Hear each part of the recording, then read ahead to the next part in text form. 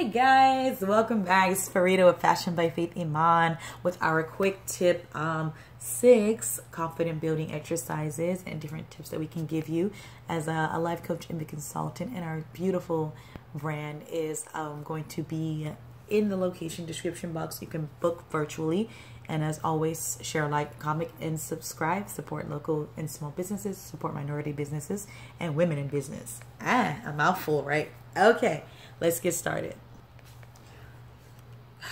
Developing a confident body language. That's a big part of what I teach with our image consulting sector, is how to develop body language, working on your posture, try some yoga if you're not into yoga. Try to make sure you're drinking enough water. Water really helps the gut and to relax, and the throat to relax, and the shoulder, being properly hydrated. Genuinely understanding how your body is moving, and if you're comfortable, what's making you uncomfortable throughout the way you're presenting yourself, and allowing yourself time to get comfortable with your body. Because sometimes we do take a lot of trauma and stress, and we kind of grit our teeth or hunch our shoulders over, and it becomes us, and it can be easily taken as a form of self-confidence and being unconfident towards ourselves, because we really want to feel good in our body. It does show, and it does matter how we're marketing and how we're just loving ourselves throughout our lives, you know. And so look at that, your body language, and taking initiative to make your body feel healthy. Next is eye contact. Now, I don't make a whole lot of eye contact with everyone because I do listen to them a certain way, and sometimes you'll see me lower my eyes when I'm listening. But it is very important when you're communicating, especially over apps now. A lot of people are communicating on Zoom and different platforms. So eye contact, looking up at the camera, acknowledging what they're saying, shaking your head. And that is a big way to show people that you're confident with them. And sometimes you disengage the eye contact, you might look down. But again, be in the process of listening and looking towards one item, sort of shifty-eyed, or that kind of body language. Eye contact is number 2. Number 3, with going with the physical form, is speaking consistently with one tone or rhythm, depending on what you're talking about. Our tones do matter. It is scientifically proven that our tones do help us to feel more confident, help us to feel more confident with others. Because, of course, if we're scared and we're shaking in our voice, it does show.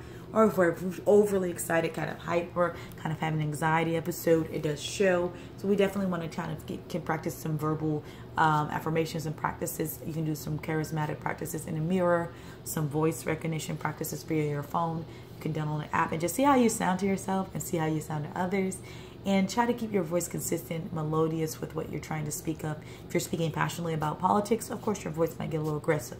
But you shouldn't carry your aggressive voice out to a date night or something fun, you know, because then you're sometimes portraying that you're not as confident, but or you're also portraying that you're very egotistic. Things like that you want to watch out for, okay? Listening really helps you to appear more confident. Again, going with the eyesight. If you just have your different disengaged body languages and you don't even notice that you're doing them, sometimes you're just like this, or you're like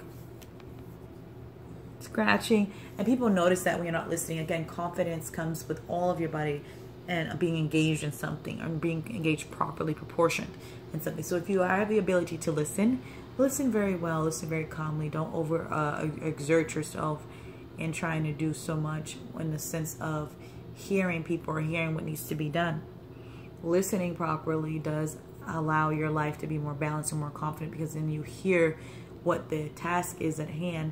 You may read it or either hear it in your ear being spoken to you, and you can do the task very easily because you're listening and you're in a calmer state when you are listening and someone is addressing something to you. So again, that does help you boost your confidence, because you don't always feel like you have to overcompensate for things you didn't hear because your focus went this way or that way. So listening is both ear and mind focus, okay? So work on things like meditating in your mind, or trying to focus on really what people are saying in context and things that they're saying subconsciously, going underneath the conversation, maybe things that are hinting towards you. Focus, listen. Going off one of our previous videos and learning to use your body and exerting your body a little bit when it's time to. So sometimes we don't use the amount of force that is actually needed, and that hurts our confidence. Sometimes we need to run somewhere or do something in our work, it's a little bit more aggressive and give that power and the energy and that ferocious fire behind it. And we don't do that. And sometimes that shows our lack of confidence, or we just kind of lag through the day. We don't have a lot of physical like attachment to what we're doing.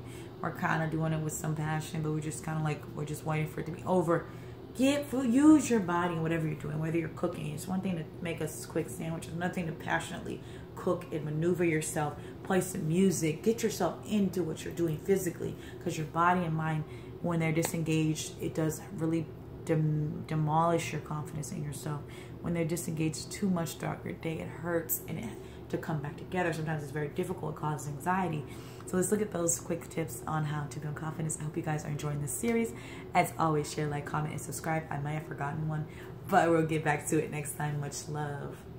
Salam.